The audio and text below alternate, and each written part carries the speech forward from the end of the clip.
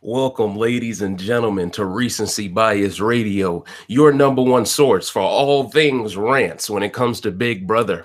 Yeah, I'm here again, ladies and gentlemen, and this 10th rant for Celebrity Big Brother US Season 2 entitled Don't Go DefCon, ladies and gentlemen. Finally, a quote that wasn't from Tamar, right?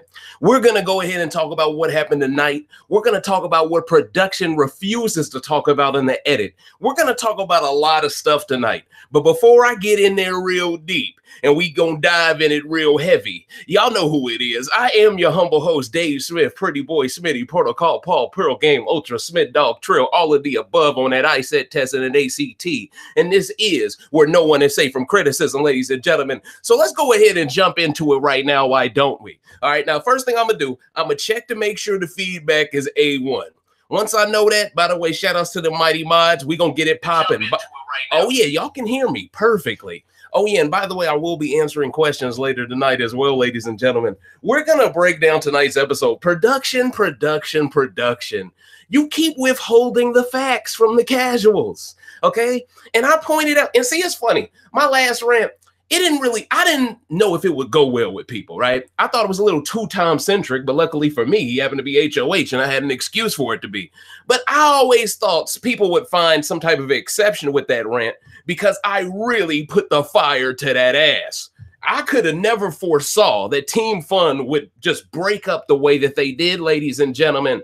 And there are several fights that happened on the feeds that they didn't even get into on tonight's episode because they would rather bullshit around and show Tom dick around in front of a mirror telling stand-up jokes. But wait a minute, Tom. I thought you didn't tell jokes. See the bullshit there? Ladies and gentlemen, we're going to break it all down. Don't even worry about it, okay? Don't even worry about it. Shout outs to the mighty mod. Shout outs to everybody in the live chat. It's going to be lit tonight, all right? I promise y'all, I'm going to discuss a lot of stuff tonight, and I'm going to break down tonight's episode. The problem I have with tonight's episode is they think we're stupid, ladies and gentlemen. What do you mean by that, Smitty? Go deeper. You mean to tell me the same exact week Tom Green wins HOH in a fashion that looked very suspicious on just surface level alone, okay? He wins an HOH competition crawling to get it, okay?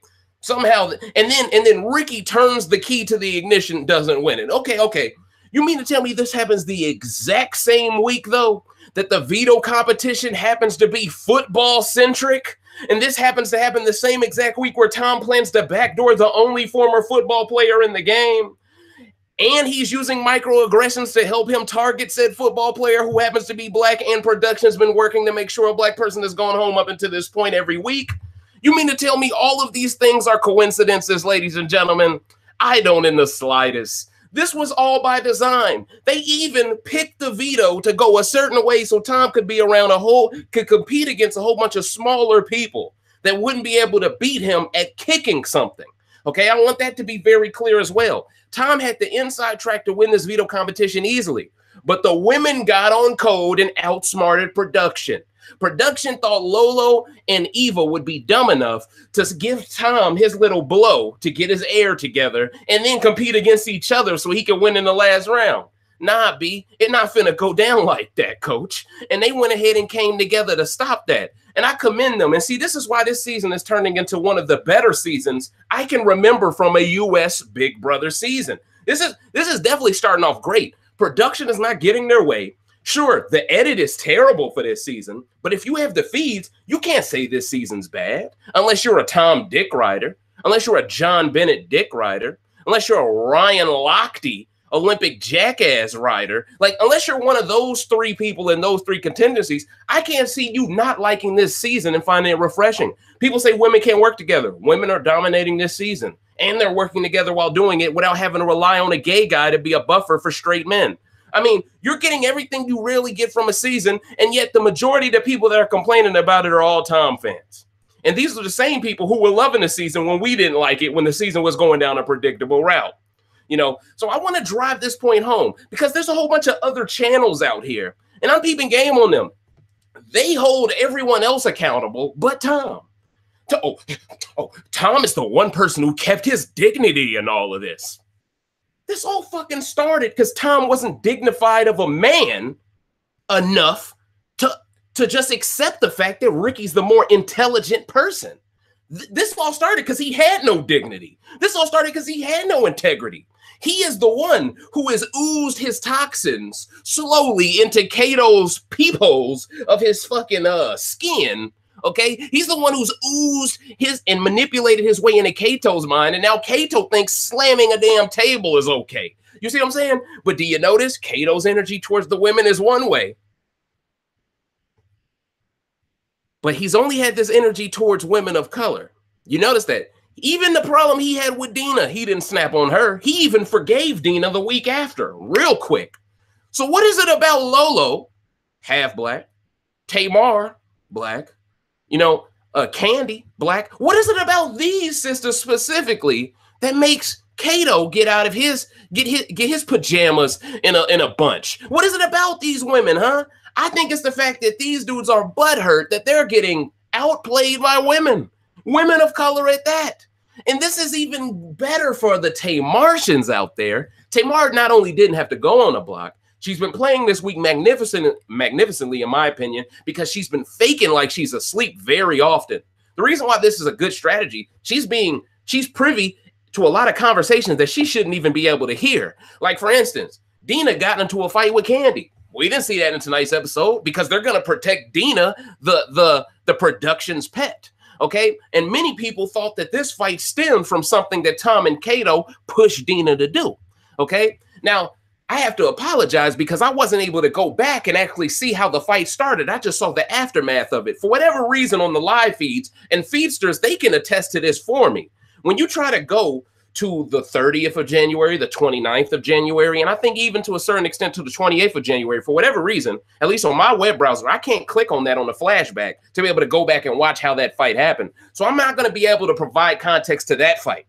Oh, but please believe, ladies and gentlemen, the fight that we saw in tonight's episode, the one that was sped up really fast to protect Tom, the one that went to commercial break, then went immediately from the veto competition right to the veto ceremony because once again, they wanted to protect Tom.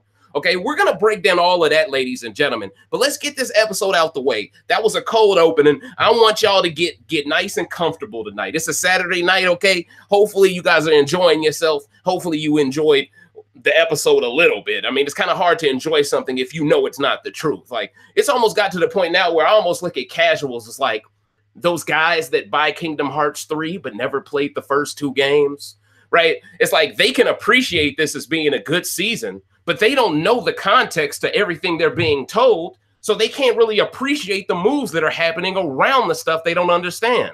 And that's the problem the casuals are having. But now that Joey is gone, hopefully these casuals now go, whoa, we gotta watch these feeds because shit, we thought Joey would win this, and he didn't win this. So this is a different season even for the casuals. So everyone right now has to adjust, ladies and gentlemen.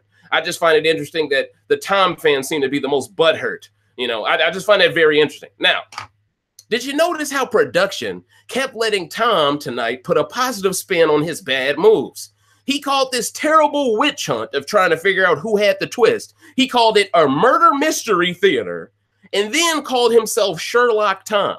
So they gave him 2 different phrases that he coined for the same bad move, and then they wouldn't even show all of the bad things he did with said move. So in other words, ladies and gentlemen, they sensationalized the move, then never showed you anything of it to show you why it deserved to be sensationalized in the first place. You see the con game there is to make Tom popular by his confessional work, but he never has to really back it up with any action in the game. And I feel like if I'm a casual, yeah, based off week 1, I was a fan of Tom too, based off solely his DR work. But eventually, you got to start judging him off his actions.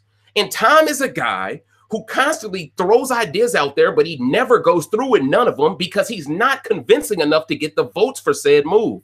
So he is a constant pump faker. And for whatever reason, people love this guy for being that guy, but then they resent Lolo, who's the opposite. Lolo's the one who pivots and then talks about it after. Tom is the one who talks about it and never pivots. And that's how you know there's a certain level of sexism that is going into this. And y'all know me. I usually get into it with a lot of women when it comes to talking about Big Brother. So for me to point it out, it is the truth, damn it. I don't have no horse in this race. It would be real easy for me to say, this ain't sexism, man. Y'all tripping. Y'all parent. No, it is. Because you got 2 guys who have been empowered who are the only two white men left in the game now that Joey's gone, they're feeling the heat. And they wanted Joey to get on code, ladies and gentlemen, and work with them. But Joey is so bad at this game, he didn't even peep that they were even offering an olive branch to him in the first place, ladies and gentlemen. So they got butthurt because Joey didn't pick up on the social cues. And then they decided to cast him away and try to work on Candy. But by then, it's too fucking late because Candy is still closer to Tamar than she'll ever be to you. And both of you each have put Candy on the block. So why should she trust you? Wait. I don't think Kato put Candy. No, he put Tamar on the block. That's right. That's what he did. So at the end of the day, one of each of you put up Tamar and Candy, but you expect Tamar and Candy to now somehow pivot and work with you. I just think that's stupid. And that's why we're going to get into a little bit later why this fight happened. I want to keep driving this point home during this rant, ladies and gentlemen. When it comes to Tom and Kato, who are now being nicknamed Tomato, but I still look at them as Timid Tom and Sidekick Kato. When it comes to these two individuals, they're feeling the pressure. And you can tell in an ordinary life coming up, they have been ostracized for being smart or being weird. And you can tell they're getting a little PTSD flashback to how they were treated once upon a time. And that is forcing them to act out of their own behavior, which is then forcing them to piss off the people of the other people in the house even more. Because I'm going to get into a little bit later, but essentially, Tom, if you're HOH, okay, if you and Kato want to have a private conversation, have it in your room. The mistake Tom made, which was a huge mistake, was he decided, hey, let's have this conversation in the gym, which does nothing but piss off people who actually work out even more because now while you're alienated, you're going out of your way to make sure the people who are alienating you're trying to get payback on them by being in the room they like to be in to get their stress off, right?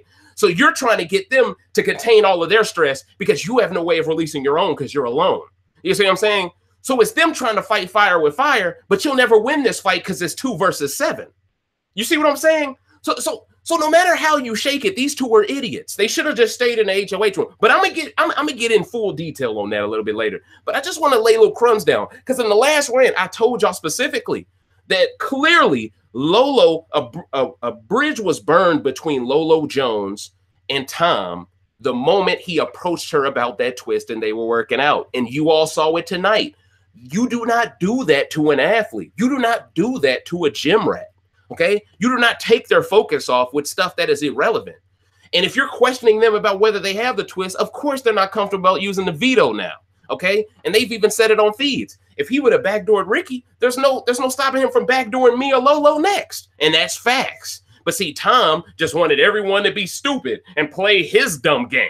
And if you don't play his dumb game, you're not trying to be entertaining and you're not trying to be fun. That's how Tom spins it. And all his little fans, they run with that narrative, even though it doesn't make any damn sense if you watch the feeds and know Tom is a paranoid lunatic. But let's continue, ladies and gentlemen, okay?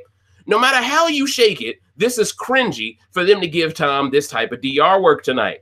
Then they showed the scene I told y'all about when Tom began to burn a bridge with Lolo. Pay close attention to Tom's focus on the final 5. This will come into play later when I discuss the feeds, ladies and gentlemen. This is very key because it also explains another reason why he doesn't like Ricky and wanted him out this week specifically. We're going to get into that later in the feeds talk, but let's continue with the episode. CBS went out of their way to show Tom doing stand-up in front of his own HOH mirror and even provided him with a laugh track. Did y'all peep that? Come on, man. They're putting a little too much work into making Tom a manufactured fan favorite here, okay? I'm happy they did this because it proves Tom is full of shit for saying he doesn't tell jokes in the first place. And remember, this was his whole beef with Candy and Ricky, right? So it proves his beef with them. It doesn't even hold weight. But let's continue. It also shows yet again that the right setting for his comedy seems to always be where nobody black is in the room. Uh-oh, Tom. Doesn't look good. But that's neither here nor there because once again, he tells jokes in front of Kato. He even tells jokes in front of Dina. Okay? Somebody with a little bit more melanin, all of a sudden, this isn't the right setting.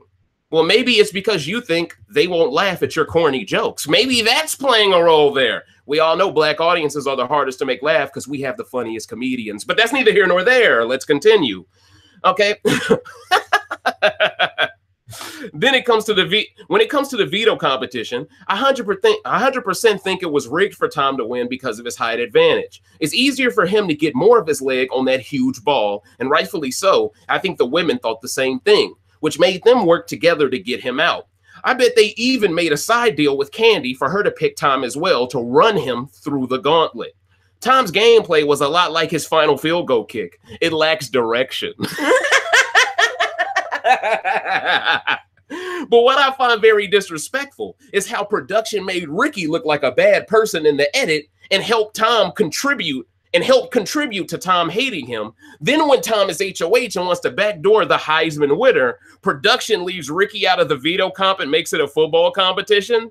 And then when you take into account, let's go deeper down this rabbit hole. When you take into account, out of nowhere, Tom mentions the fact that Ricky's the former Heisman winner after he wins a haunted house HOH, and that comment alone felt out of place. It's almost like Tom was tipped off to this veto comp being about football. But that's neither here nor there. I can only connect these dots, and it's for y'all to run with, okay? But let's be honest here. Come on. The amount of TV time they're giving Tom, for him to use that Heisman line, we can tell by now that they're feeding him lines as well. He's clever enough to come up with lines, but they're feeding him some too. Okay, so don't get the game twisted, ladies and gentlemen. This football competition was 100% designed for Ricky not to compete in. They guaranteed Ricky didn't win this HOH. That way, he couldn't have a football-centric veto for his own. Okay, they leave him out of the competition, and then they make sure Tom is really the only one who can kick the ball far enough in the comp. Now, luckily for us, the two most athletic women in the game were competing against him and were in his alliance and peeped his game.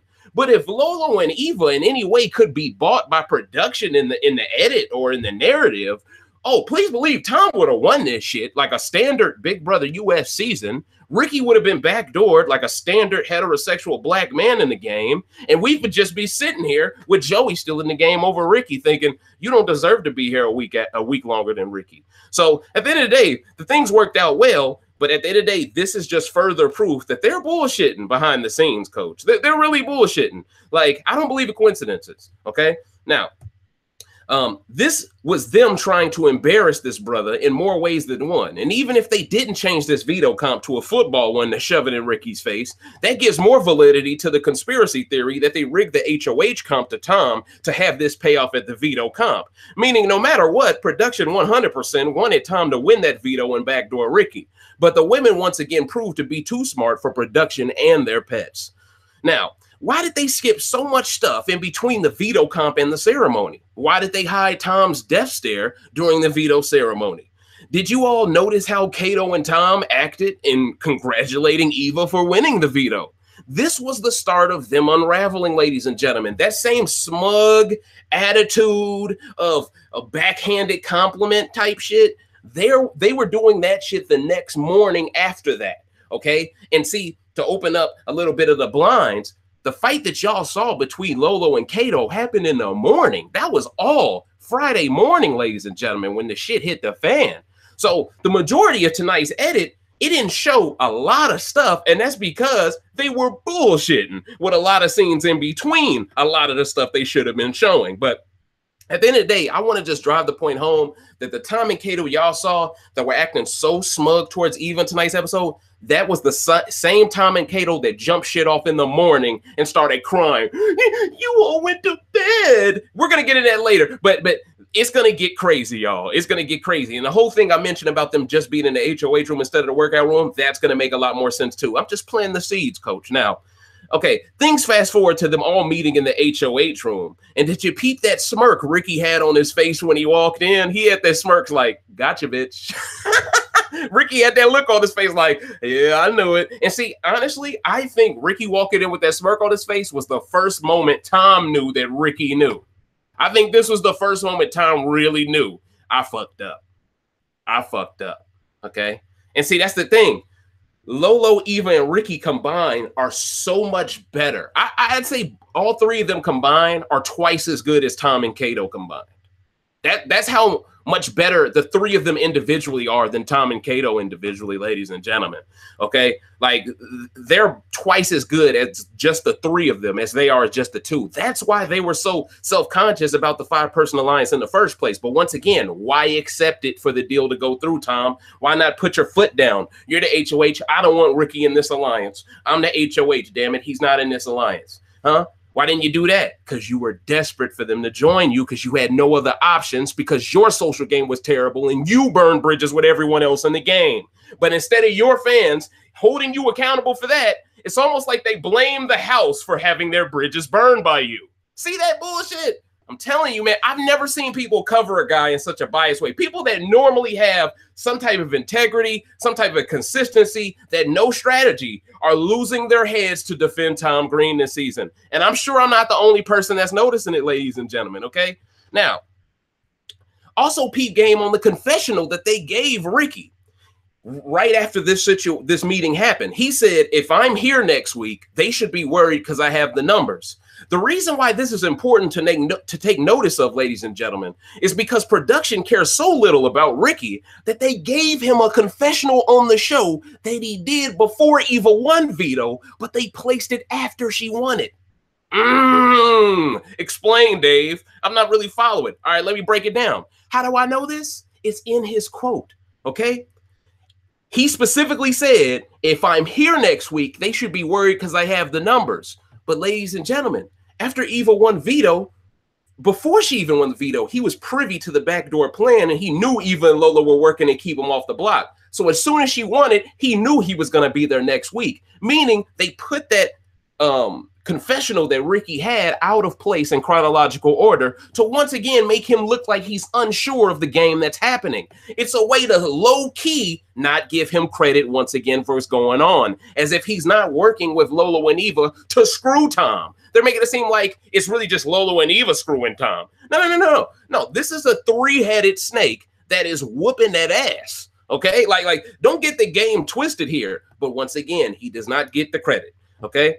But yeah, so after Eva won veto, he knew he was safe for next week, meaning production is messing with Ricky's edit up to his DR sessions. So now that we know that they're even fucking with his DR sessions and they're not even putting that in the right order when it's due, then we can pretty much jump to the conclusion that everything they're doing involving Ricky in the edit is also done with the same agenda in mind. Now, also notice how they chose to do the Team Fun 5 handshake after veto wasn't used. This is important because it shows Tom and Kato both had no business blowing up in the morning after this if they didn't have the energy when Ricky was in the HOH room to blow up on the women then.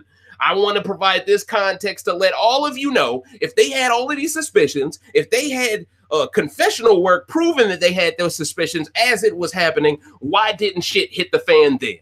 Huh? Why did y'all wait for the morning, huh? Because by the morning, they realize we're fucked and no one's talking to us. We got to start some shit now. But no matter what you do, when you're two men trying to start something with two women, you're always going to look like the bully, especially when you're the one who has HOH at the time, okay? But once again, don't be mad because you got played by the women, Tom. Ain't you the guy in the edit saying, don't be mad at me because I'm outplaying you. Don't be mad at me because I made a move that you didn't know about. Sure seems like you're mad at Ricky for making moves you don't know about. It sure seems you're mad at Lolo and Eva for making moves you don't know about. When are you going to hold yourself to your own standards of what is greatness? When is your fans going to hold you to your own standards? It's almost like they know you're full of shit. It's almost like that, Tom. I got to be honest. Now, anybody else peep Joey say Tom and Kato thinks they're smarter than everyone in the house in tonight's episode? He said they think they're smarter than Lolo and Eva. Then he said they definitely think they're smarter than you and pointed to Tamar. Did y'all peep that shit? I think Joey got on code for a second, but I think he tried to save himself by getting off code for a second. Because it's rare you see a white dude go out of his way to shit on another white person's microaggressions. But that was Joey doing it in a subtle way. And if you can decode the Matrix, odds are if you subscribe to this channel, you can. You read that immediately and knew what the hell that was. You're like, what? And shout outs to Tamar for keeping her head after hearing that. She just reacted and said, you know, she didn't go off or nothing. She didn't go up to Tom and, you said, she didn't do none of that, okay? She kept herself together, right? You know, but okay, so I think Joey, for the first time in the game, got off code and told Tamar the truth about the microaggressions that come with Tomato's guy talk. This would also explain why Tom is mad about Ricky being smarter if he equates black with low intellect. Ooh.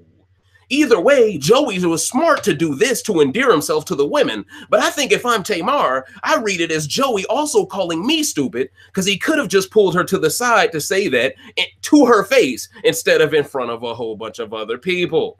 See, by Joey saying that in front of other people, I think he all but solidified Tamar not voting for him to stay tonight. I think he was better off just including her in on the Lolo and Eva. He thinks you're all dumb and then pulling her to the side because that would emotionally made her go against those two and maybe would have wanted to save him.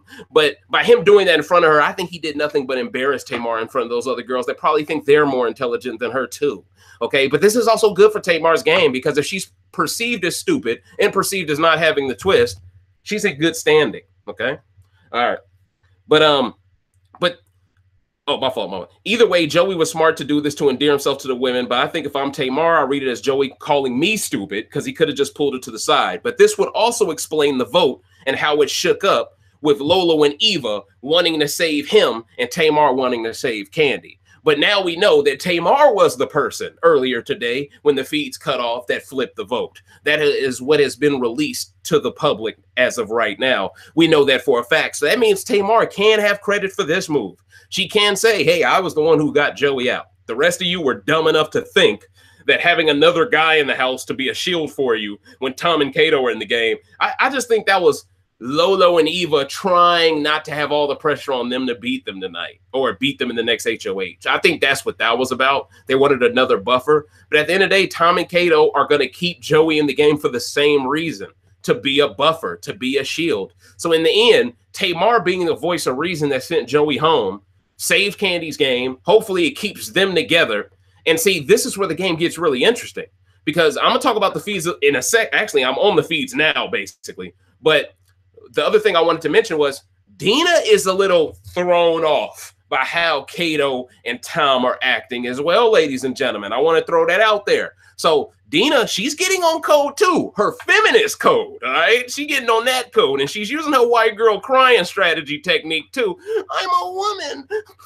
I raised kids as a single mother. I can't. She was playing the game effectively for the tool she has, ladies and gentlemen. So we could very well, depending on who this next HOH is, I think most likely we're going to see Tommy Kato on that block. But if somehow Kato pulls out this HOH, the game becomes even funnier because it's like, who does Kato put up first? Does he go right after Lolo and Eva? Or does he go after Ricky and try to avenge what Tom couldn't pull off?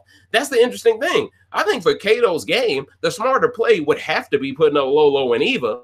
Okay, it would have to be that because you got to split one of those two up because they're the ones controlling the house. All right, but let's get into feeds talk, though. Let's get into it right now, ladies and gentlemen. And once again, I will be answering questions when I'm done with this. We're going to get into high speed, talking about what went down. I'm going to break it down wholeheartedly in the way that production wish they could this season.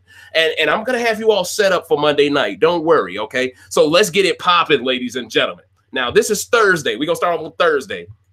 Now, Kato and Tom are being accused of orchestrating a fight between Dina and Candy. This fight has Tamar livid because both of these men have been disrespectful towards women. She thinks it's sexist. Ricky agrees. Ricky also says something interesting. He says they won't be able to make Dina look good after this fight. Feeds change as he says it. The reason why I took note of this, ladies and gentlemen, is because whenever someone says something out loud referring to they won't be able to make him look good in the edit, and this is usually a lot of people saying this about Tom and Kato these days, production always switches the feeds. It's like if anyone brings up the idea of the edit, they run from it because they know they bullshitting with it. It's fucking crazy. It's almost like the house guests know the edit ain't truthful. So they're constantly trying to remind the viewers like we know or something.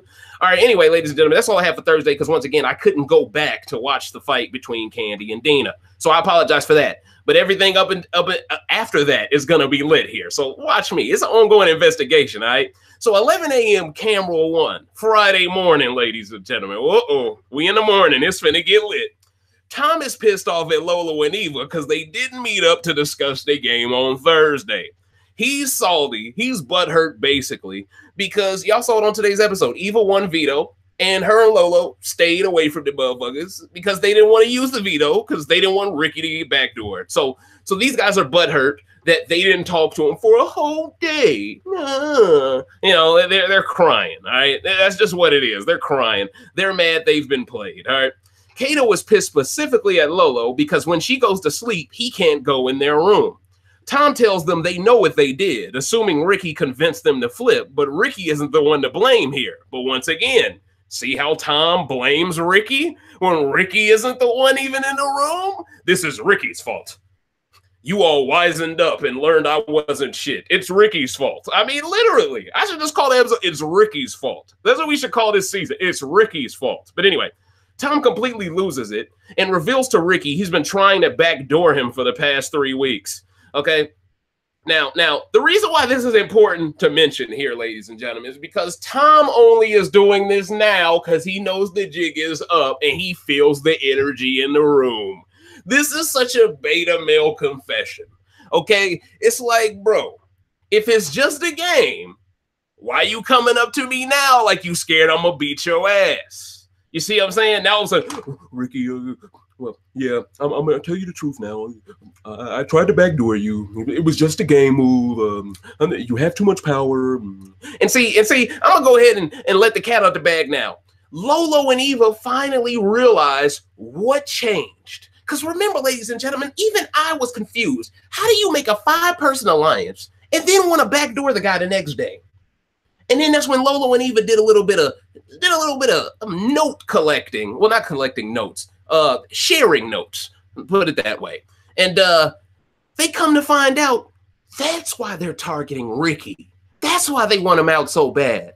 Because the moment Kato and Tom realized that the final five made it to finale night, all of a sudden, all they wanted was a 4.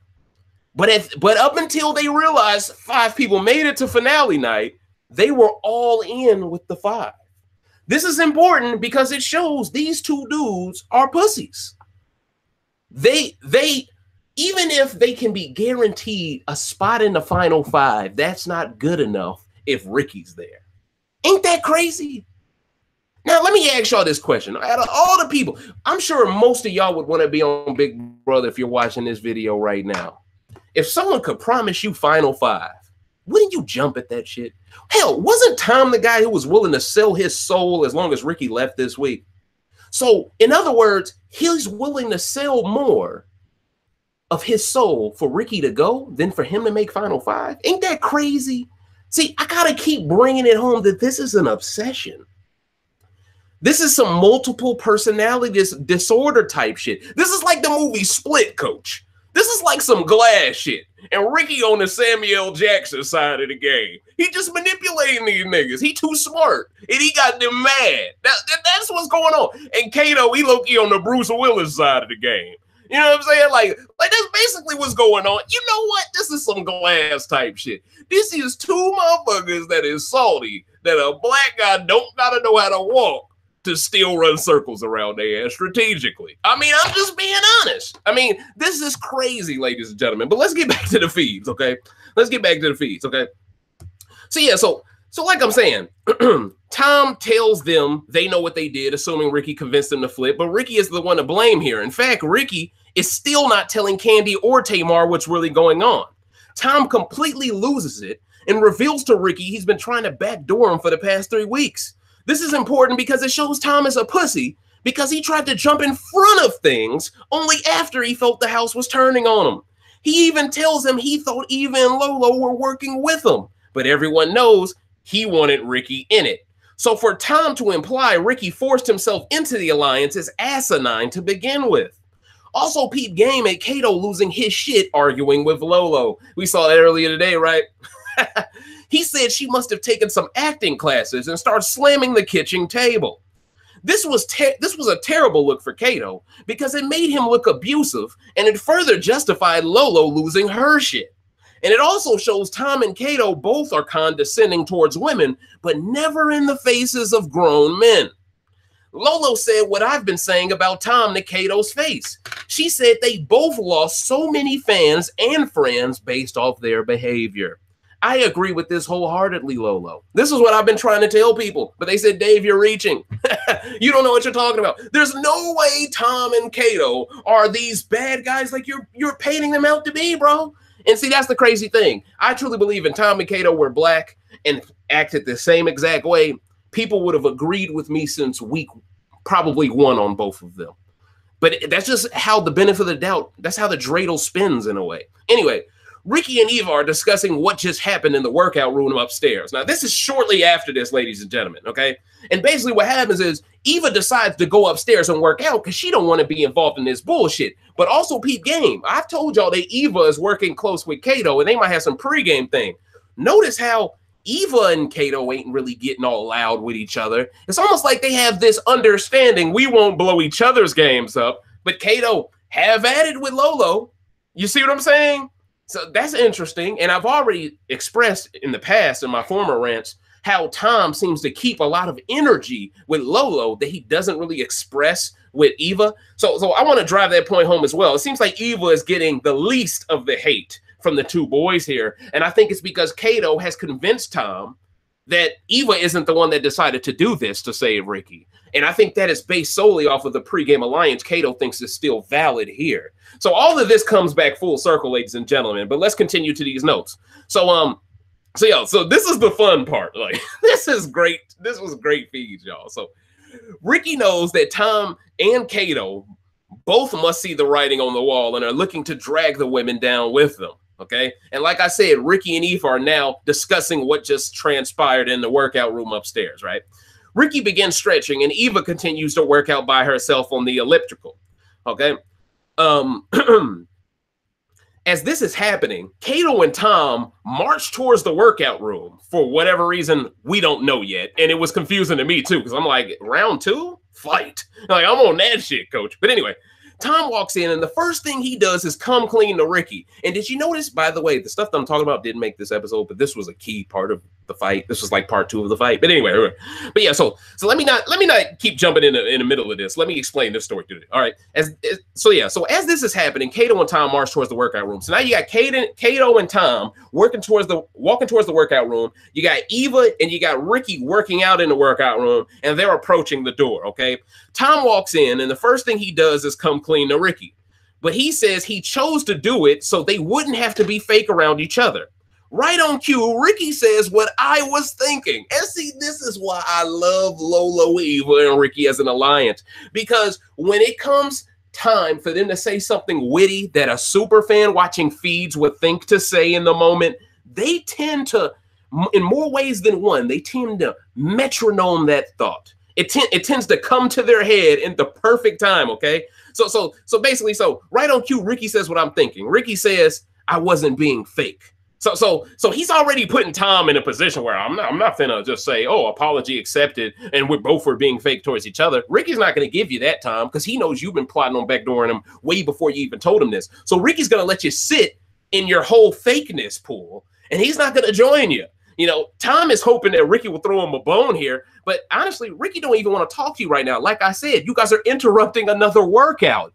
Pick another time to discuss this. Why does it have to be 11-something a.m. Pacific time when people want to wake up and work out? You see what I'm saying? This once again shows Tom doesn't care about your feelings. He just cares about how he is perceived. You see what I'm saying? Now, so like I'm saying, I'm happy Ricky said this because Tom was the one who wanted their relationship to be fake from Jump Street. Tom was the one who wanted to keep Ricky close so he could read his gameplay. Tom was the one who has resented Ricky since week 1.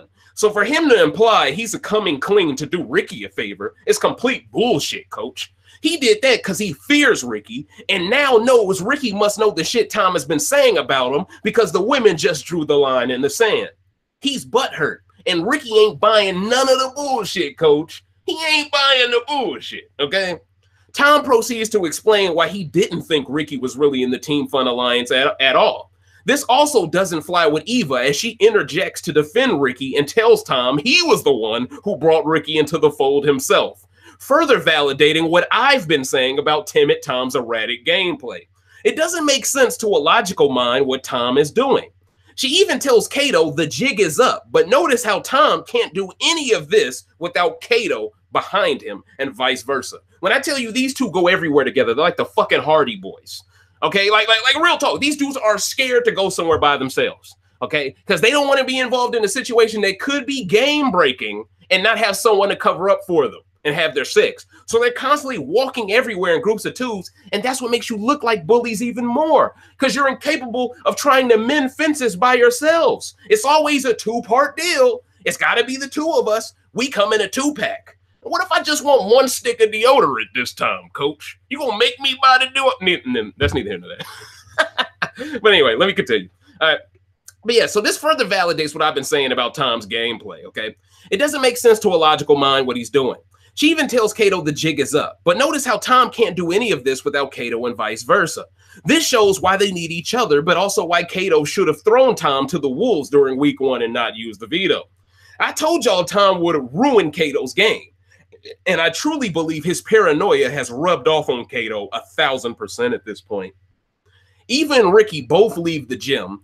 Tom and Kato are in the workout room like cowards hiding, convincing themselves that they are waiting for Ricky to come back to explain themselves to him. Once again, what is there to be explained that is already understood, coach? He knows what you tried to do. You failed. You blew up the alliance. The alliance is done. The game has started all over. Instead of trying to talk to Ricky, y'all should be trying to talk to the floaters. But once again, they're low-key trying to get back the 3 they just lost because they realize we have no one else. After doing all this threatening of, oh, if they don't let us backdoor Ricky, they must be working with Ricky, so we must have to work with Joey. All of this dumb shit, but y'all was the stupid idiots that made Joey the nominee, and you actually listened to Ricky to do it, okay? So at the end of the day, you played yourself here. Don't blame the girls. Don't blame Ricky. Y'all played yourselves, coach. All right, so let's continue. So yes, like I said, even Ricky both left because it was way too uncomfortable in that room, and they didn't want to deal with that dumb shit.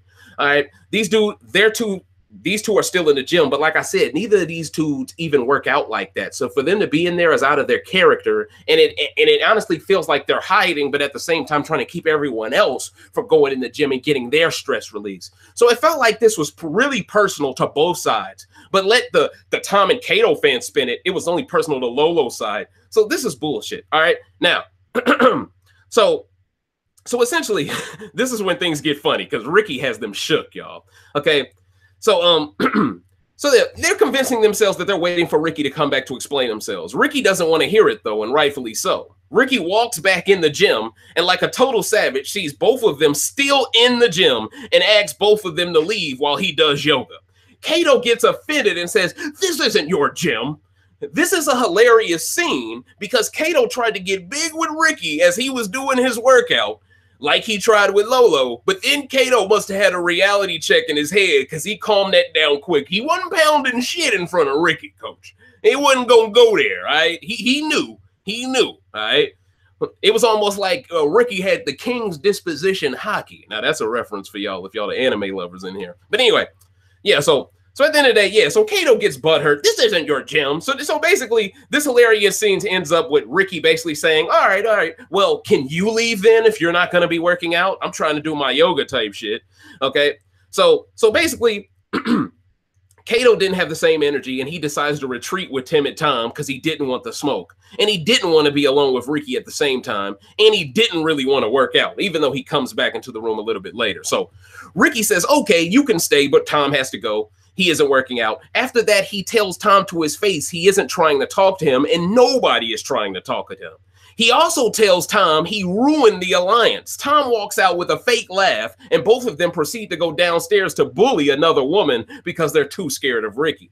Tom tries to speak to Eva, but there's no reconciliation that can be made here. He then begins speaking to Joey, of all people, who he knows doesn't like him as much as the women don't like him, because he believes he was working this week to get out Ricky and to save Joey, only for Joey to side with the house too because of how Tom and Kato are treating the women. Okay, so Tom's excuse to Joey for not working with him, Ryan, and John is because Ryan and John wouldn't trust him and Kato. But that's another lie, ladies and gentlemen. He tried to flip and work with them, but he couldn't get the votes to ensure it. And that's the story of Tom's game, really. He doesn't have the ability to persuade anyone but Kato Kalin in the game. He couldn't flip the vote week 1 and couldn't even get his way as HOH to flip the vote. He's a total flop. I find it funny how he says he knew all along Ricky couldn't be trusted, but let's not forget, they had no other options to go with, and that's why they accepted Ricky. If they had any real leverage, John would have stayed week 1, and Ricky would have been backdoored this week. But Tom was too pussy to backdoor him, and now we see why. Because when Tom's game gets exposed, his words stop holding weight. And what is Tom without his words? A worse player than Ryan Lochte. Ooh! Bring the heat, Smitty. Bring the heat. All right? Tom, you're going to get this work tonight. You a worse player than Ryan Lochte. If I take them DR sessions away from you, real talk, I'd rather have Ryan, because at least he ain't going to put his foot in his mouth by saying dumb shit all day. Okay? I'm just being honest. All right? Tom waited for too long to tell Joey this information now. He was the one who nominated him. He was the one who nominated him. So why does he think Joey wouldn't tell the whole house what he's telling Joey now? If it meant Joey could stay by snitching. This showed me Tom is thirsty for someone other than Kato to spend time with him. He knows he fucked up, but he's too full of himself to admit it. And production dick riding him in the DR probably is also why he's so interested all of a sudden in how this week is going to be edited and how said edit won't make any sense. Have y'all peeped game about that on the feeds? Have y'all peeped game on Tom all of a sudden talking so much about, I don't know how they're going to make sense out of this in the edit. It's almost as if production has been tipping Tom off that they're pro Tom in the edit. But that's neither here nor there. I don't know for sure. But if I had to read between the lines of what Tom is saying here, he's basically telling us he knows what is going on with the TV show in order to imply that they have to take some hard left now all of a sudden because his game screwed up. Why would they have to take this hard left, Tom? Is it because you're doing all of these little skits for them so you think you're a favorite? Is that why, perhaps? But I just want y'all to read deeply into that, because at the end of the day, this is Tom telling us the truth, man. This is him telling us the truth. Okay, so yeah, Tom, that's because you don't make sense. That's why the edit won't make sense. Production would need to show a supercut of my last 3 rants on CBS to make any sense out of Tom's game and still have time for commercials. But Tom even acknowledging the edit being difficult to explain shows he knows the edit is pro Tom currently, if nothing else. Because this edit would be very easy to tell to anyone who wasn't dick riding Tom after week 1. Ooh, they getting hit with haymakers tonight. They getting hit with haymakers, bruh. They woozy, coach. It's Fight Night Champion, right? Candy and Dina can't believe what's going on. Both of them feel played by the entire house, but in light of how the women are being bullied, it feels like even Dina is siding more with the ladies now over Tom and Kato. Even Dina won't get on code for these two motherfuckers. That's how you know they royally fucked up their games here, because Dina would have loved it to be on code with them, all right? Feeds pan to Kato and Tom now back in the gym.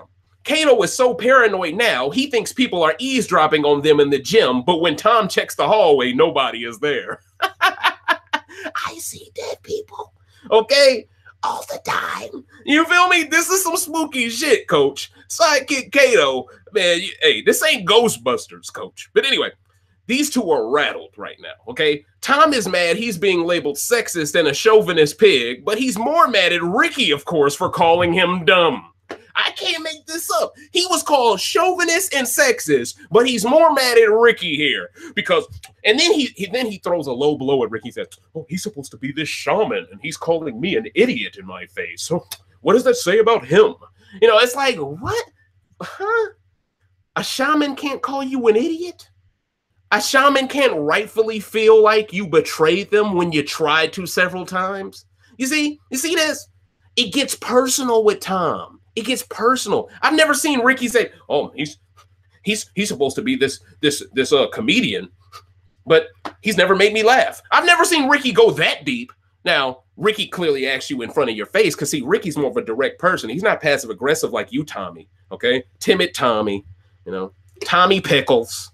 You feel me? Like, I mean, just a crybaby, Tommy Pickles. This guy. All right. Anyway, you know. So yeah. So he's more mad at Ricky here. All right.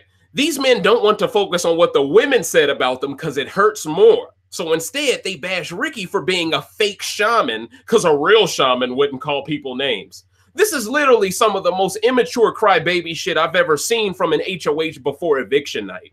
in the history of Big Brother US. I mean, Chima had a huge, like, just complete meltdown when she was HOH, but that was mainly because a twist screwed her directly. Tom is having a meltdown from the idea that a twist could ruin him, okay? It's not even that direct. So now it almost makes what Chima did look a little bit tolerable. Because what this dude Tom is doing and getting away with doing and being defended for doing, I find to be worse. But that's neither here nor there, okay? Because I look at it like this. If you got enough time to do all of these little things, like these little side things, do a little hum song over here, tell a joke in front of a mirror over there, be funny in the DR over there, you better be great in the game too. If you're doing all this extra shit, but you ain't keeping your own social game in order, what was the point? Because you're not building towards staying for a long time. But that's neither here nor there. So Lolo is in the kitchen, getting the house ready to target Kato and Tom next week by galvanizing everyone behind not tolerating other threats. Ricky brings up something very smart here. Why are these two guys huddled up in the gym when Tom is the HOH and they could just be in his room? Eva seconds that notion by mentioning how neither of them even work out. So the house is perceiving this as not only Tom and Kato hiding, but them trying to force conversation by camping out in a room they expect others to want to be in. But this all goes back to why Lolo began not trusting these guys. It was because they didn't care about her finishing her workout before asking if she won the twist. All around, this was terrible gameplay by Kato with Tom to stay in the gym because they invited others to hate them more for having to wait for them to leave to work out. This is a pet peeve for gym rats. The entire blow-up was amazing for Tamar's game because it validates her testimony of being bullied by Tom. Also, it keeps her off the block for at least another week, preserving her twist as well. Tamar is pouring gas on this dumpster fire like a true superfan should be. She didn't even know Kato was the one who pounded the table. She thought Lolo did at first. Now that she knows that he did it, Tamar is very uncomfortable with the both of them. Same as Dina, Eva, and Lolo to a degree. Dina used white girl crying strategy techniques to perfection to further bury Tom and Kato in this scene as well. I'd be shocked if both of them weren't sent home back to back like John and Ryan were, ladies and gentlemen. Lolo says she doesn't expect the editors to make anyone look bad. Ricky chimes in and says Tom and Kato are making it hard. I felt that to be really funny on the feeds, ladies and gentlemen. Like Ricky's comedic timing was top tier on Friday. Top tier. It's like as soon as he sees any drama unfold, Ricky becomes hilarious. Like can you guys get the fuck out of here? I got to do my yoga. Like and the way they just dipped out for him, like I was like, damn, bruh. Ricky coming in there like Thanos. I need my machine now. You know what I'm saying? Ricky was in rare comedic form. Ironically enough, he was in this form during the time two comedians in the game's gameplays were nuked. Tom and Kato are constantly acting like they saw this coming, but their behavior says the opposite.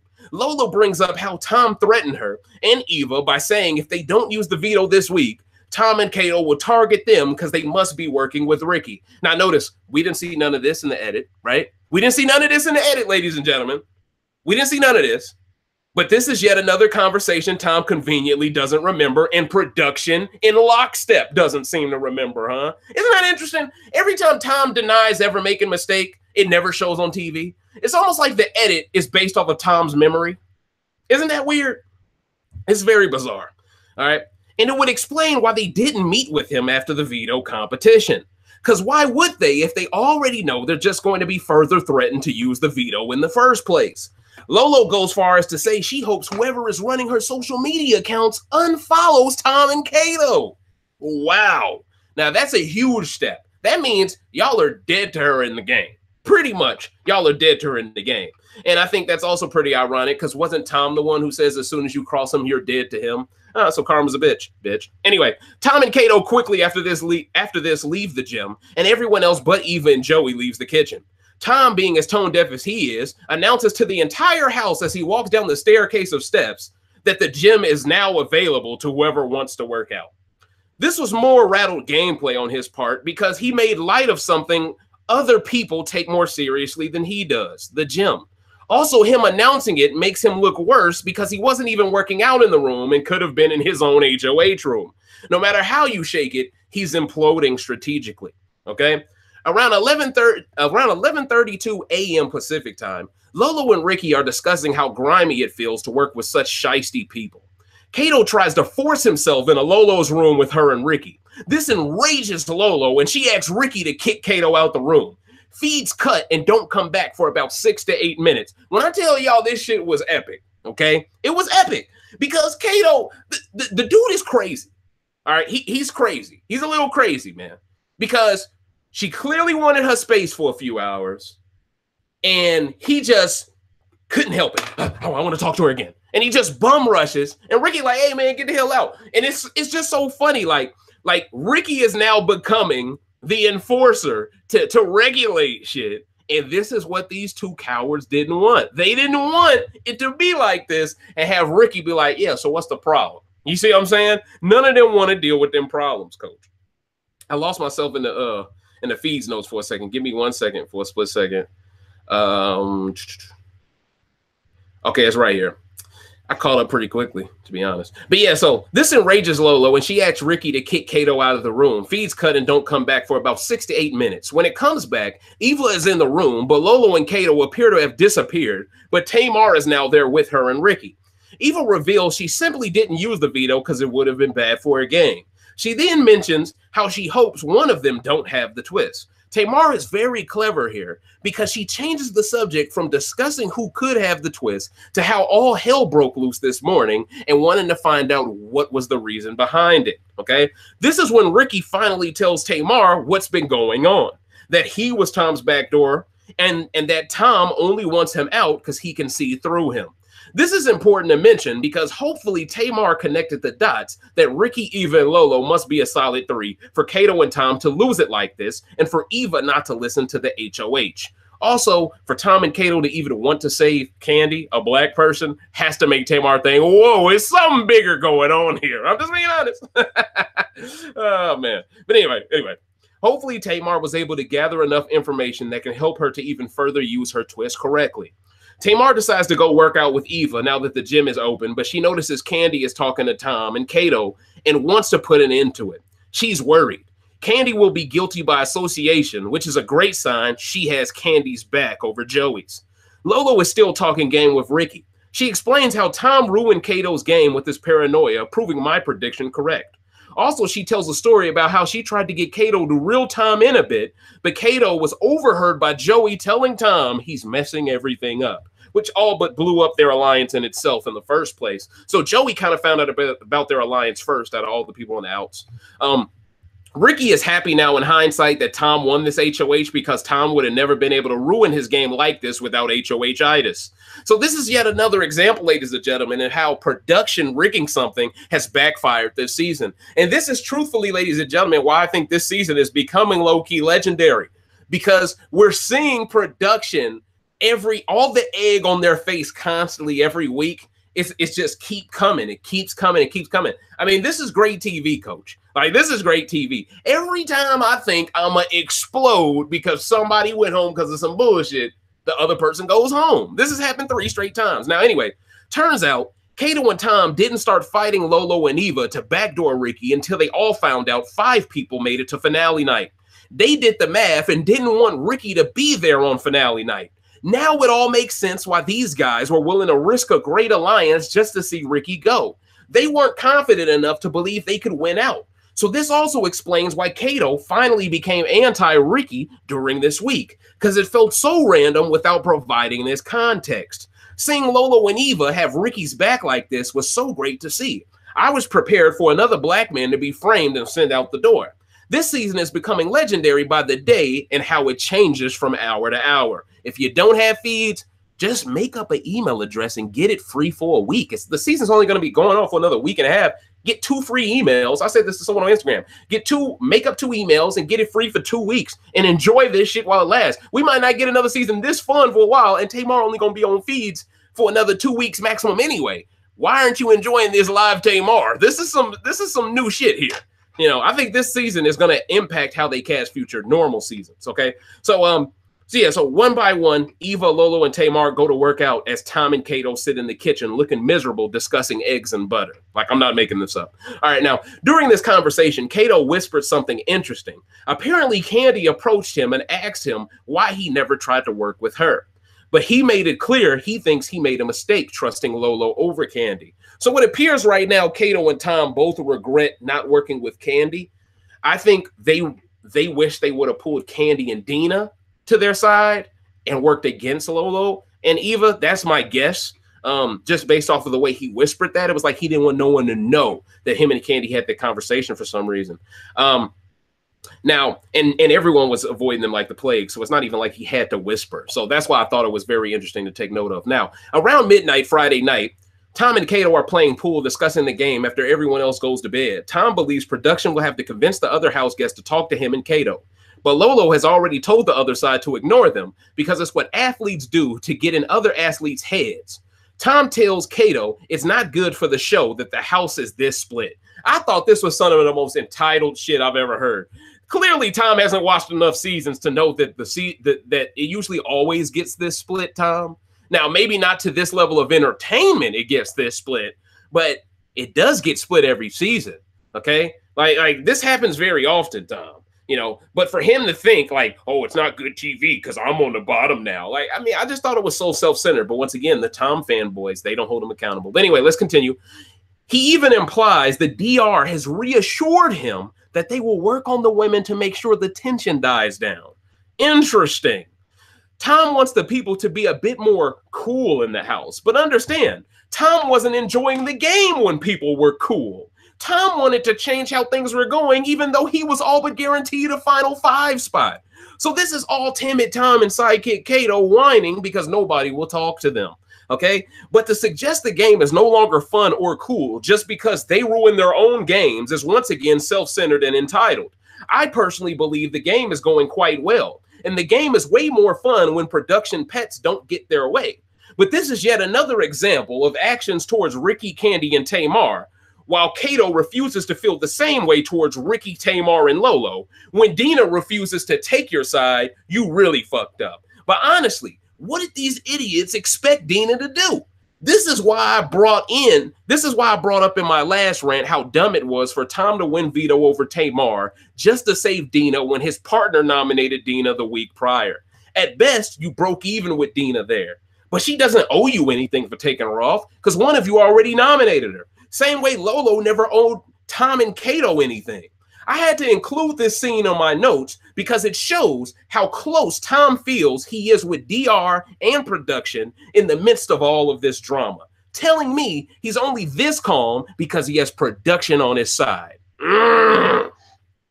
Dina runs up to the HOH room to tell Tom about Ricky. Dina clearly sees she needs to separate from Tom and Kato, but because the next HOH hasn't been crowned, she still is trying to play both sides. She tells Tom Ricky lost the apprentice because he got screwed over by the women. Tom believes the same thing will happen in this season to Ricky. But to be fair, if they truly believed a woman would always win this season, they could have backdoored someone besides Ryan Lochte last week to keep more men in the game over the women. But at the time, they looked at Ricky as less of a threat than Ryan. So understand, Tom is only saying Ricky will lose to the women now because he's butthurt the women chose Ricky over him and Kato. Woo! This has been, I've been decoding shit in a marathon, coach. Every single excuse the Tom fans can use are being debunked. It's that simple. Now, this is Saturday, ladies and gentlemen. As early as this morning, Eva, Lolo, Ricky, and Tamar all agreed to vote as a unit during tonight's eviction. Tamar is starting to master the art of fake sleeping to ear hustle on other house guests. Now, to be fair, Tamar didn't really agree to vote with them. She basically said, I had a nightmare, which made a lot of people assume production got to Tamar. And a lot of people were getting worried that Joey was going to be saved in this moment. But that's why it's important to mention this scene. Ricky reveals if he wins HOH, he plans on turning the key during the nomination ceremony and saying, are we having fun yet? As he throws up Kato and Tom, okay? The ladies pretty much agree and talk about how they can't talk about anything being fun anymore because the alliance is dead. As of right now, it's very hard to tell who is staying between Candy and Joey, but we know Candy stayed. Both seem to want to speak to Tom and Kato, and both could be ruining their games by doing so. But if I had to put my money on someone staying, it would be Candy, simply because it is less of an immediate threat to Lolo and Eva's game than Joey could be, and she's more of an immediate threat to Tom and Kato's game. And that's basically what happened. But once again, credit goes to Tamar, neither of those two duos. Tom and Kato want to keep Candy because she's weaker than Joey, and they're butthurt Joey didn't align with them when they offered him the olive branch. Lolo and Eva want Joey to stay over Candy because Candy was speaking to Tom and Kato when they tried to get everyone to alienate them. Tom wants Dina and Kato to vote with Tamar to force the 3-3 tie so Tom can be the tiebreaker. It is believed that Lolo and Eva did the math and realized that with Tamar voting on the other side to go with Dina and Kato's vote, it would force a 3-3 tie, meaning Tom would break the tie, meaning no matter what, Joey would stay. I mean, not Joey, Candy would stay either way. So they just decided to make it a 6-0 unanimous. So that's the answer to why all of that happened, ladies and gentlemen. Candy is suspicious of Lolo and Eva because they were in cahoots with Tom trying to backdoor Ricky for at least a week. Candy believes all 4 of them should be called out for it, not just the men. This is technically true, but they never were going to sacrifice Ricky. But she doesn't know that because Ricky has denied the 5's existence up until now. Tamar is in a position where she must keep Candy by any means, even if that means pivoting to a side that includes Tom and Kato for a week, who hates both of them. Joey, well, maybe just her, I guess. I guess they kind of like Candy to an extent. But I think she doesn't need Joey more than Candy now because she has the twist. Plus, Dina is still close to Joey. There is no guarantee how much power keeping Joey over Candy could give Dina or timid Tom and sidekick Kato in the long run. So Joey needs to go tonight. Peep game at all these other channels defending Tom, talking about he kept his dignity. This is where the smoke comes to all these other channels. This is where the smoke comes. And get your questions ready, because we're going to segue right to the questions after I shit on a few people real quick. Now, you know me, I'm not going to name drop, but y'all finna get this work. Now, this all happened because Tom wasn't dignified enough to accept Ricky being smarter than he is. These other channels went far enough to call him the cleanest person in the game. I can't make this up. As if his own personality hasn't rubbed off negatively on Kato. Or as if Tom didn't threaten someone in Tamar. The way these other channels cape for Tom and make Lolo and Tamar seem crazy is appalling. You can tell these other channels are getting on code themselves with how they defend Kato for slamming the table alone. These other channels are losing credibility by not being honest about Tom's game. Why are the women emotional for yelling, but not Tom for his paranoia and incapability to be stable? Feels like some people in this community pick and choose who they defend based off who they want to interview in a month's time. The smoke. Okay? The smoke. They getting hit with haymakers. These same channels think they can debunk the idea that Tom and Kato were threatening people by saying they weren't threatening men too? Huh? So you can't be threatening unless you do it equally to men and women? Shut your dumb ass up. Y'all not making no sense, coach. Okay? I wonder if these same people know that they're implying on their endless conquest of defending Tim and Tom that in order for you to be a threatening human being, you got to threaten a man and a woman. You can't just threaten one person to be a guy who threatens someone. Y'all sound dumb as hell, okay? Lolo has given us 2 of the best fights in Big Brother US history in less than 2 weeks' time, and did it while being part of every big alliance of her season. She deserves more respect than to be labeled as someone who is simply over the top, which once again is disrespect towards her because you're basically saying she belongs to a JV season. But let's continue. But people who are this hard on her game make me laugh because they like Tom's game of constantly contemplating a flip but not doing it over her game of pivoting before she talks about shit. She does what Tom cries wolf that he will do. But these same people feel sorry for Tom even though he ruined his own game and is the inferior player to Lolo? See the bullshit here? And why is Lolo the only one talked about playing a personal game? And if nobody is good at this game, according to you all, okay, why do y'all never criticize Tom the same way as everyone else then? If they all so bad, why does he get protected? See? See the bullshit? No matter how you shake it, y'all full of shit, coach. And Recency Bias Radio gonna always be here to provide balance to the other realm. You know, because people think they clever out here. But in reality, they just jumping on code, coach. Now, truth be told, this is one of the better Big Brother US seasons of all time so far. But it feels like white men aren't liking it because white men are getting outplayed 24/7. So, ladies and gentlemen, it is time to go into questions. I'm ready. That has been the rant portion. Now we're going to get into the Q&A portion. I am on my way to the live chat. I hope you all appreciate it. Don't go DefCon. And we're going to continue this with some great questions. Ghost, I hope you got my back. I hope you collected them. We're going to talk that hot shit, coach. You feel me? Tilt camera down just a hair. Did that work? Oh, yeah, Buddy got that smoke tonight. He got that smoke tonight. I know y'all saw the bullshit he was talking about. Oh, Tom did nothing wrong. Yeah, okay, bro. see, we see the con game, okay? We see the con game, all right? And that's all that matters. As long as we see it, we good, all right? Now, I got a question from J. Griff, period. Why do you think, oh, my fault. Who do you think will make it to finale night, final five? All right, great question, Jay Griff. Shout outs to you, my good sir. I got Eva. I got Dina.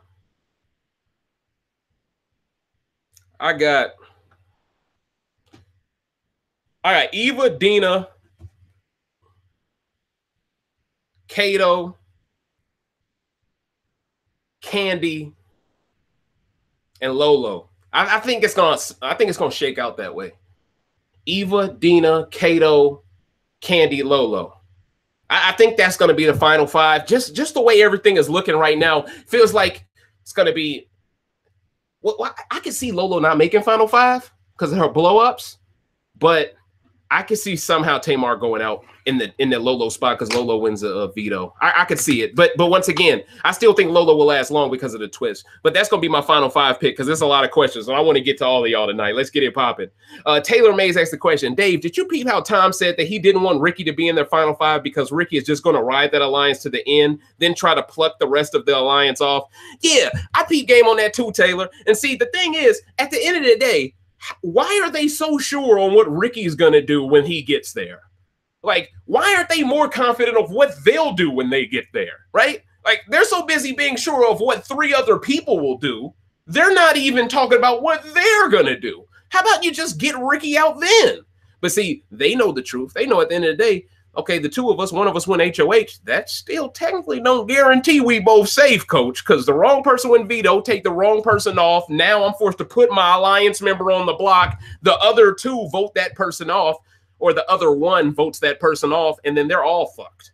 Okay, so at the end of the day, you know, like, no, it would be the other two. Let me take it back, the other two, because this is a final five situation, so it's two people voting. So yeah, so at the end of the day, it could very well be that. Okay, so it's not all roses, but I think legitimately they were threatened from the idea of being on finale night with all of that pressure and having a professional athlete used to pressure, an Olympian used to pressure, professional wrestler used to pressure, and then you got a guy who basically just fucking sits in someone's fucking outhouse in their backyard all fucking day. You got him, he don't know pressure outside of the OJ trial. Then you got the other guy, he don't even want to deal with the pressure of telling a joke in front of black people in the backyard. So he don't want to deal with pressure either. So yeah, I mean, it is what it is. It is what it is, coach. They don't want the smoke, all right?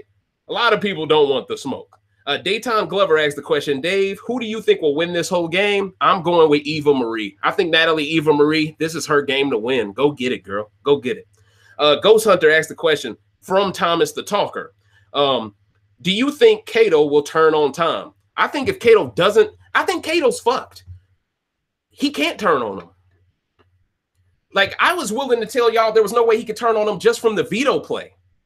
But now, after, because you got to think about this. The stuff that Kato did in that fight with Lolo was essentially him defending Tom's honor as an attack dog. And he was butthurt that they flipped and avoided them for a day. Okay? Him doing that was for Tom. He can't flip on Tom. In fact, the narrative is almost set up now where Tom has more of a reason to flip on Kato than the other way, which is even more mind-blowing because it's Tom's fault that Kato is even playing this way. But that's how they're setting up the edit, though. They're setting up the edit to make sure Kato looks bad, but not Dina and not Tom. I'm sure y'all peeped that on tonight's episode because they didn't show the Dina versus Candy argument at all, you know? And see, that's why I thought Candy was leaving, because they weren't showing anything of her in tonight's episode, but they showed some Joey shit. And I'm like, oh, they trying to make an excuse for why Joey's going to stay? That's what made me think that, because she was purple candy in this edit tonight, you know? She didn't get no type of love, okay? All right. I'm trying to scroll up and make sure I didn't miss any good questions up at the top. You feel it, dig me? Yeah, man. Yeah. Y'all know who I'm talking about. Yeah, he got the smoke tonight. He got the smoke. Somebody gonna run up to him and be like, did you hear? He don't want the debate. He don't want that smoke, coach. Let's keep it all the way a buck. He will get exposed, coach. This ain't so you think you can talk hot shit, all right? Y'all like how I put a spin on that, right? But anyway, let's keep it going. Who do you think will make it to finale night? I already answered that question. Okay, this question from Ghost Hunter. Who do you think Lolo will react to seeing How do you think Lolo will react to seeing Joey's exit interview? Will Joey need a restraining order? No, nah. I don't think it's gonna be that serious. And at the end of the day, I don't think Lola will ever see the exit interview if she makes it as long as I think she's going to make. I don't think she'll ever go back to look at that shit. Oh, pre-jury exit interview. That's beneath me. You never know. But yeah, we have a question here from Miss Monique Williams. She asks, how shook are you that 3 white men have been evicted? And actually, Monique, 4 white men.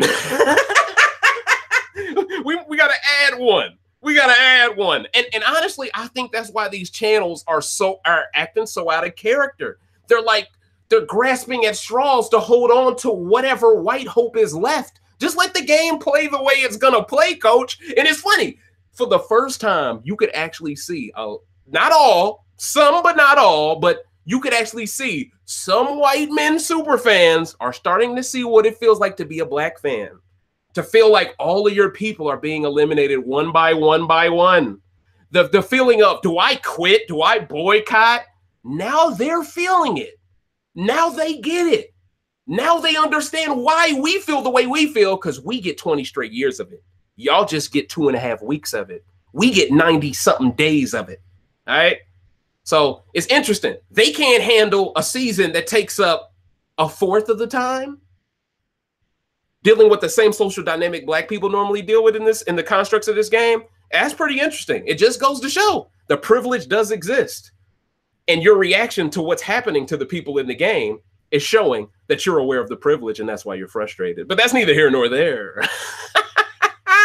People are getting that work tonight. I mean, I'm just calling it how I see it, man. Like, this is not me holding no grudge. This ain't no agenda. This is just me spitting straight facts. If you're defending Tom after watching those feeds, you are purposely misleading people to fulfill your own agendas. All right, that's just what it is. Now, the Kaylee Star asked the question, what do you think about the Miss Cleo comment? The Miss Cleo comment. Could you please comment below and tell me what the comment was? Because I'm not sure about the Miss Cleo comment. Daytime Clubber already asked me that question. Cinnamon Hubbard asked the question, who's the VIP this week and who should win HOH this week? The VIP. Is that some new twist? I've never seen that twist. A VIP. Ain't that an old twist? Yeah, I don't know nothing about VIP. Please clarify, Cinnamon Hubbard, because I don't really know what you mean by VIP this week. Did you? She already asked me that question. Missy Mist asked the question, how do you feel about Lolo's answer? Candy asked if Lolo's sister looks like her. She answered no, she's dark-skinned, but she's pretty though. Ooh, yeah, that's not a good look, Lolo. That's bad. And why would you say that about your sister? Like, how does her skin tone make her not look like you? It's about the features. Do you look like her or not? Like, that's fucked up. I mean, that's not strategic at all. So I'm not going to get no deeper into that. But that's not a good look for Lolo if she did, in fact, say that. Are you surprised that so far all of the evictions so far have been white? I'm very surprised. I'm sure production's surprised too. They're really like, my God, like literally the first 4 people we evicted were all supposed to work with Dina. The Dina curse has commenced. The Dina curse. They're salty. They're like, damn it, Dina. Everything you touch gets petrified in a stone. What's going on? All right. Anyway, Marlena Smith says, Dave, Okay, she says, how do you not see Ricky is a blah, blah, blah, blah, blah. His pregame alliance to white women in general has a lot to do with his gameplay. Well, I mean, at the end of the day, I'm holding him accountable as a good player of the game. I admit when he makes mistakes regarding the sisters, but yes, you are right. He's married, I believe, to a white woman, correct? So that's that's why he's working with white women in the game, in my opinion. He's going where he's most comfortable around. But at the end of the day, I mean, that's who he's comfortable working with in the game. I mean, it's not like he's going out of his way to not work with Candy and Tamar so much as he sees that those two together aren't really the best pathway for his game to thrive. And with Lolo and Eva protecting him when it came to Tom and Kato, I mean, they did something for him that Candy and Tamar couldn't do for him. So at the end of the day, we can't just be mad at him strictly off of the fact that he doesn't work with the sisters. As long as he isn't planning on winning an HOH and targeting the sisters specifically, I don't really find a huge problem with the way he's conducting himself. Now, he's done a few dumb things and he said a few stupid things, but all in all, I mean, I think he has to say a certain amount of dumb things to play off the game he's trying to play in the house. The minute he starts being around the two sisters a little bit too much, especially after this week, where all hell done broke loose, that's going to make Lolo and Eva go 5-alarm fire alert mode. You thought it was DefCon before. It's going to be DefCon this time because now they just burned the bridge with Tom and Rick. And actually, that is the play if I'm Ricky.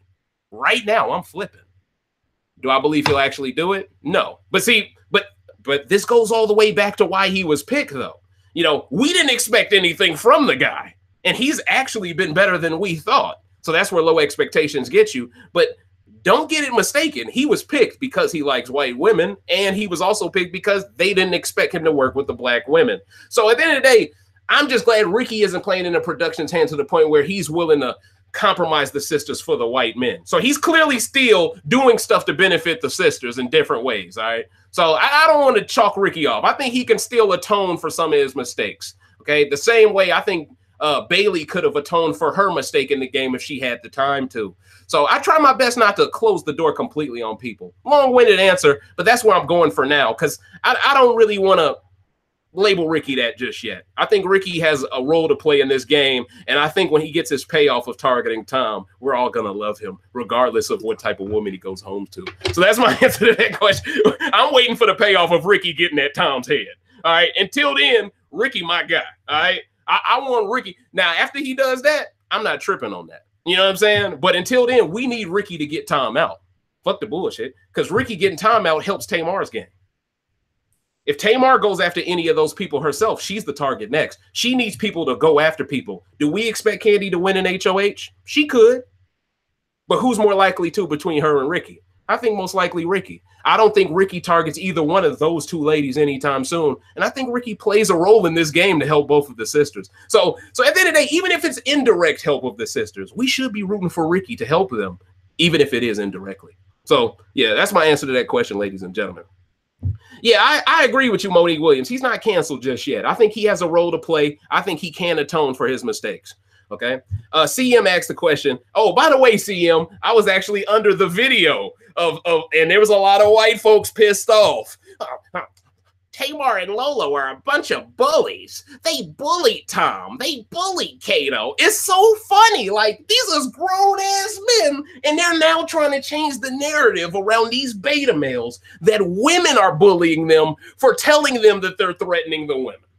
I mean, see, CM was there. So that's why I'm mentioning CM, because CM was there with me debating this one person. And it just goes to show CM is in these comment sections fighting battles with me as well. So CM, shout outs to you. But he or she asked the question, what do you make of Tom speaking to Allison Grodner for 20 minutes this morning?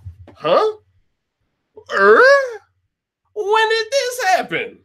Oh, damn. You know what? I could retire now. I'm too good at this prediction shit. It's getting to the point where I think they're mocking my predictions at this. Did he predict? Did RBR predict that? All right, we're gonna do that then. Like it's starting to feel like that now. No, what? 20 minutes? Well, what could he possibly? And I know what he possibly had to discuss. Oh, they're alienating me, and they're calling me a sexist, and I have no way to defend myself, and I'm a comedian, and I like it when I have the right room. The people are reading me differently, and I'm Canadian. I don't need this shit. E.T. Canada loves me. I can only imagine how that 20-minute conversation went.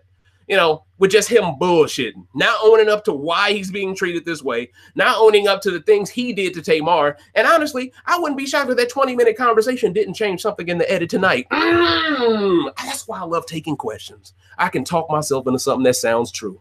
Damn.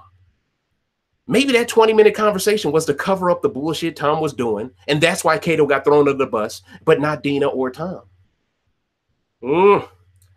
Yeah, the plot thickens, coach. The plot thickens. You see, this is why I fucks with my subscribers, man. Y'all bring up some clever shit, bruh. Kato spoke to her too? Oh! So these niggas is truly the Hardy Boys.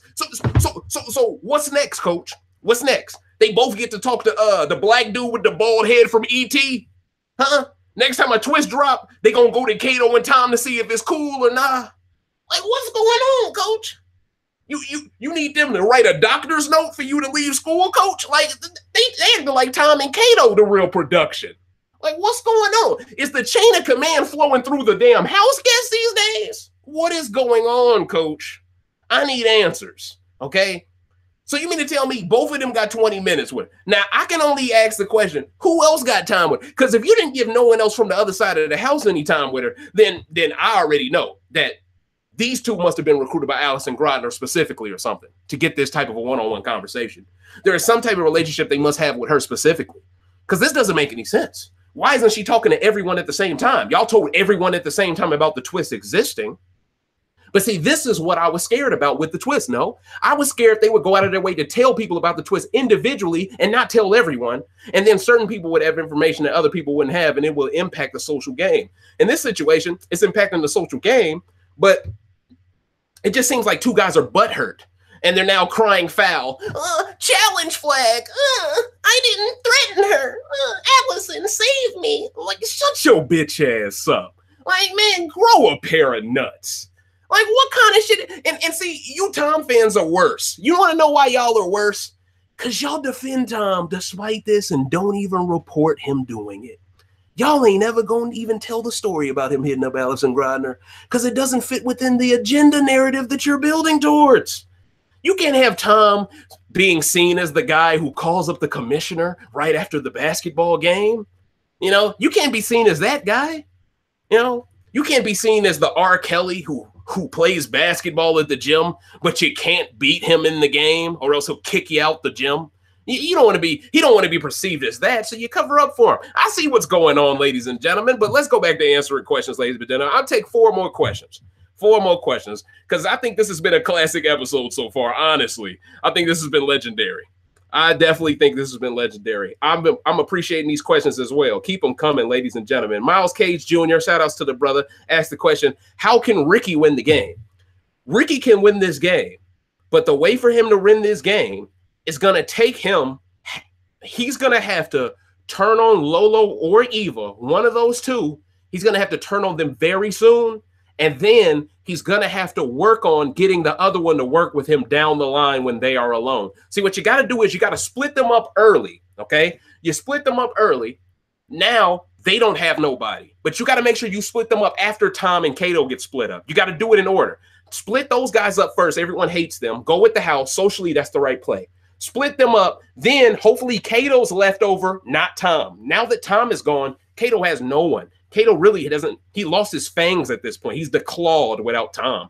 Okay, you keep Kato around. Kato becomes basically the male version of Dina. Then you go after Lolo and Eva the following week. You get out preferably Lolo, mainly because Lolo's the ones everyone's threatened by in competitions. And she's the one that's pretty much guiding Eva. Taking out Lolo forces Eva to get blood on her hands now because she can't rely on Lolo to do it for her. If you take out Eva and keep Lolo, Lolo still has the power and the ability to convince people to work with her. She has that ability to build morale amongst men and women. Whereas with Eva, even though she could build morale and it might be a little bit of danger, it might be a little dangerous to leave her in the game with Kato still. I still believe for Ricky's game, the best move is to make sure Tom and Lolo are both gone and to be able to work it that way. Because I think if both of them are gone, now all of a sudden, Ricky does have an avenue now. He does have an avenue. And his avenue, I think, is best if he tries to go with the Survivor Fiji approach and goes to the final 3 with Kandi and Tamar. I think that's his best approach, personally, if he's able to flip on those people in the middle of the game, like I hope he can.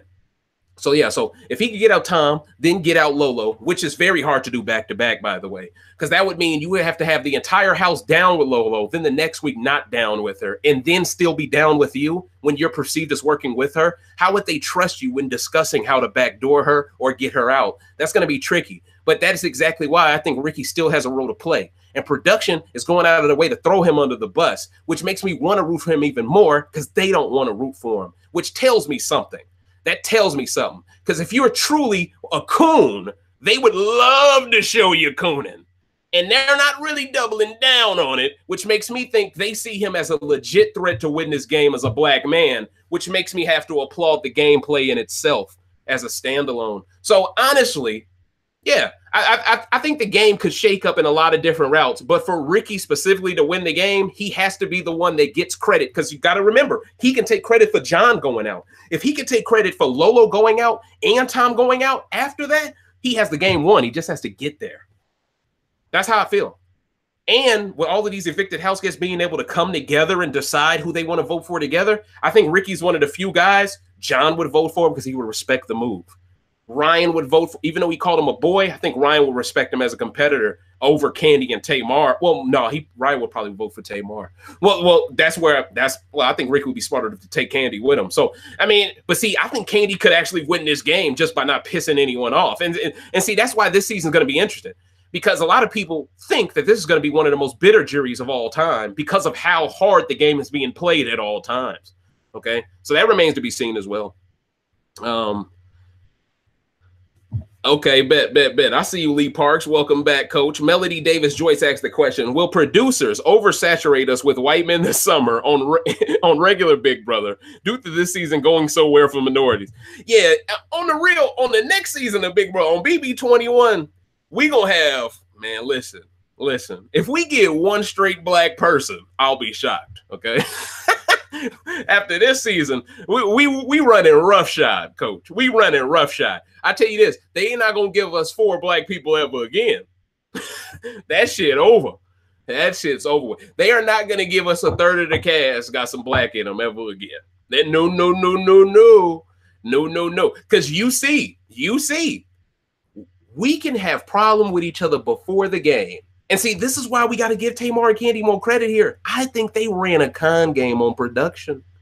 I think they both played up how much they disliked each other, knew behind the scenes they both were getting casted, played it up a little bit more for the first couple of weeks so no one would go after them. Now, all of a sudden, Tamar has a twist in her hand and an ally by her side that won't leave her because they both understand that they need each other.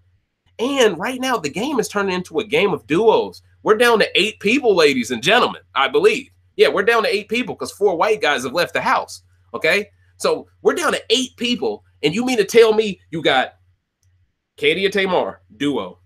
Eva and Lolo, duo. Tom and Kato, duo. And then on the side, you got Dina. Who's left? Dina and Dina and Ricky.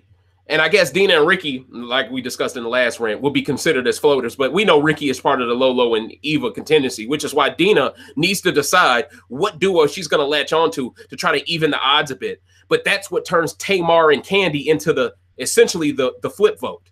Because no matter what side Dina chooses, it's still 3v3. And now both sides of 3 are lobbying for the 2 that are in the middle. Which is why Kandi and Tamar, if I'm them, I'm not trying to be the one that's aligned at the hip with Dina. I want to be the one that's looked at as the 2 in the middle. But that could be kind of dangerous because let's say one of the 3 wins HOH and they want to play it safe or they want to go for the back door. Now all of a sudden Tamar and Kandi are the 2 fucking pawns. You don't want to run that a little too close. So at the end of the day, I think they're going to be in good position as long as a woman wins this HOH. I think Kandi and Tamar are in good standing. If a guy wins, I think most likely they're still in good standing, but I can see Tom and Kato be punks about it and trying to not nominate Lolo to backdoor Lolo. I could definitely see that going down. So I could see probably Kandi on the block next to Dina.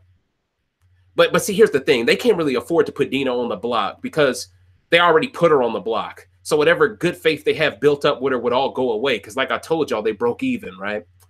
So I think they would have to put Kandi and Tamar on the block. And they would want to figure out if Tamar has the power too. So I think they would probably fish to put Tamar on the block even more so than Kandi. So yeah, we really got to hope Kato does not win this HOH. That's the most important immediate problem. Kato cannot win this HOH. But yeah, Lolo and Tamar, man, honestly, I would love to see them work together again, honestly. I would love to see that. I would love to see the 4 women come together. I would love to see the 4 tops come together one more time, just steamroll the rest of the house and make it Final 4. I think it would be great for female fans of the game. I think it would be great to see, just period, because it rarely happens. And there's a stigma labeled around women that they never can work, they can never work together in an alliance in Big Brother. And I think that would do a good job of just putting the end to that. Like that's a false equivalency, as they call it. That's just not true. It's just the people that they cast for those specific seasons in a bubble didn't work together. Okay. And the men that they probably cast in those respective seasons as well were probably working towards the women's alliance not working. So that probably also plays a role. Usually when the women's alliance doesn't work, it's because there's a very dominant men alliance in the same season. All right. So ladies and gentlemen, I'll take 2 more questions and I'll get out your hair, coach. BMG Sims asked the question, do you think Tamar could beat Eva in the final 2? I think she could beat Eva in the final 2 if she uses her twist successfully and her using the twist gets out a big player, a big fish. I think that's the only way that she can really beat Eva head to head, because I think Eva just will just have the votes, man. I think even Kato and Tom would vote for Eva, even after this blow up, because Eva managed to do it in a way that didn't label either one of them sexist or misogynist. You see what I'm saying? So I think they would, because they don't like Tamar, and that's the thing. If I'm Tamar, the one person I'd rather sit next at the end with Lolo than Eva if I'm Tamar. Because then if it's you and Lolo, then it comes down to, all right, we both have been explosive, but which game do y'all respect more? The game of Lolo's, where she conveniently becomes the victim sometimes, or the game of Tamar, where she's starting to learn to listen a lot more. Like, Tamar's got one hell of a story if she makes it to the end. She can say, I started off as the person who was too hyper about the game, telling y'all about the game and making mistakes like John, to being a person who stayed quiet and went to sleep and just let the game go past me, to the person who got the twist, who waited to use it and used it at the perfect time. Like, she has a legit arc that she can build towards. So this is really interesting. So I really hope she can pull this off, man. Marlena Smith asked the question, do you think the fact that some of these celebrities really need the money and basically wait, hold on. Do you think the fact some of these celebrities really need the money and basically Kandi doesn't factor in how the game is being played? I don't really understand that question, how it was written, but I'm assuming you're basically saying some of these people don't need the money while others do. And do you think that's impacting how the game is going? Not really, because Dina doesn't really need the money. But she's clearly there to make the end. So it's not really, I don't really think the game is really being pushed in that type of direction. It just happens to shake like that. Miles Case Jr. asked the question, does anyone know, is there a second place prize? I'm not sure about that, Miles. I'm not sure. Joey Baseball asked the question, how do you think this game would be different had Mooch stayed in the game? I think if Mooch would have stayed in this game, number one, Kandi would have never been on the block. And I think, in all seriousness, I think Big Brother screwed up week 1, because I think if Mooch was just going to leave week 1, they were better off leaving him on the block and just convincing him to get evicted. Like, just the normal way, they would have saved John. Because they didn't do it that way, everything's blowing up in their face. But yeah, I just don't think Mooch was going to last long in this game anyway. I always thought he was just planted there as a specific ringer to help Dina get further into the game. Nothing more, nothing less. And I think he would have fulfilled that promise. But I think he would have still been in the game now, because I still think guys like John, like Joey, like Ryan would have definitely been immediate threats over him. But I think once it got to a point like right now, then the game would have been really interesting, because at the end of the day, if Tony Mooch stays in the game, they never really get close to Lolo and Eva, most likely, because they would have had a 3. And who knows, maybe they would have brought Ricky into a 4 with Scaramucci. You just don't know. The game would have been completely different. And who knows, maybe Tamar and Candy, if Tony Mooch is still in the game, and maybe if they don't lose those 2 guys at week 1, maybe the women do stick together a little bit longer, because there's more men in the house and there's more of that immediate threat of the men. So I don't know. That's a very good question, though. I appreciate that question. I really do. So I'm gonna take one more question, ladies and gentlemen. Ghost. Okay, the Kaylee start. Answer to the Cleo comment in next post. Okay. Cato's original nominate. Apparently, in Cato's original nomination speech, he was going to say that Tamar looked like Miss Cleo, so she should have seen the nomination coming. Oh, wow, man! I'm just gonna take a sip, man. I mean, it's getting to a point where these dudes is coming off even worse than I thought they would. You know, it's getting to a point where it's just like, charge them to the game, coach. I told y'all about these dudes, man. It's interesting, though, because, man, admit it, though. After y'all start learning how to decode some shit, don't you feel more free when you watch these episodes? Like, you're not, like, jerked in a direction by how production tries to edit it, and you just be like, all right, what's the long con behind all of it? It's really refreshing. It really releases you and allows you to, like, just enjoy the strategy for what it is if you're watching feeds while it's all happening. But at the end of the day, ladies and gentlemen, this has been the 10th rant of Celebrity Big Brother US Season 2. I am your humble host, Dave Smith. This is Recency Bias Radio, where no one is safe from criticism. And this is the 10th rant, Don't Go DefCon. If you could, please like, share, and subscribe. And on the right side of my channel's page, click on that bell. That way you could be here with the most lit live chat in Celebrity Big Brother US Season 2 history, bar none, man. I hope y'all have a great Saturday night and an even better weekend. I'll be back at y'all on Monday night. Y'all have a great night, and I'm out. Deuces.